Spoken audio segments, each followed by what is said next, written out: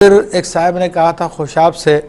شباب صاحب نے کہ قرضہ بہت زیادہ قرضہ اترتا نہیں ہے۔ تو دیکھیں قرضے کے حوالے سے ایک تو حدیث شریف میں آیا کہ ایک صحابی بہت پریشان تھے، تو جب نبی علیہ السلام فرمایا کہ کیا معاملہ، انہوں نے عرض کی یا رسول اللہ صلی اللہ علیہ وسلم قرضے کا معاملہ ہے، تو آپ نے فرمایا کہ میں تمہیں ایسی دعا سکھا دیتا ہوں جسے پہاڑوں کے برابر بھی قرضہ تو ٹل جائے گا، وہ ہے اعوذ بکلمات اللہ التامات،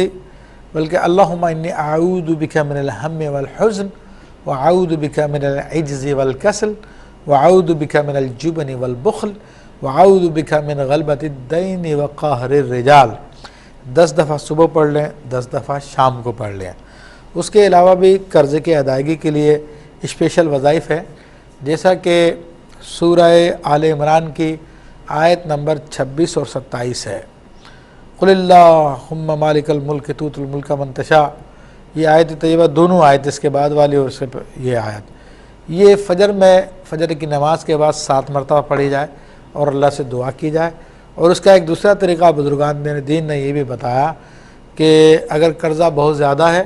تو عشاء کے بعد جو آخر میں 2 نوافل پڑھے جاتے ہیں،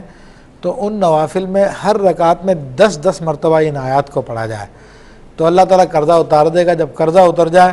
تو پھر آئندہ قرضے سے بچنے کے لیے اپنی عادت بنا لیں کہ ہر روز نوافل میں یہ 5 مرتبہ پڑھے جائے، تو اللہ تبارک و تعالیٰ تمام پریشانیوں کو دور فرمائے، فضل فرمائے۔